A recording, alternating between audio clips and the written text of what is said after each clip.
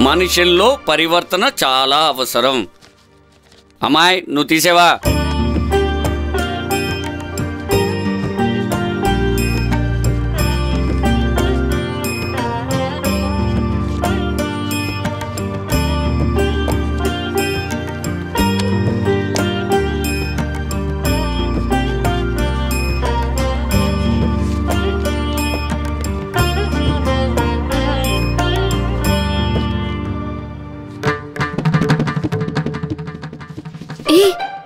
అబ్బా ఏంటి?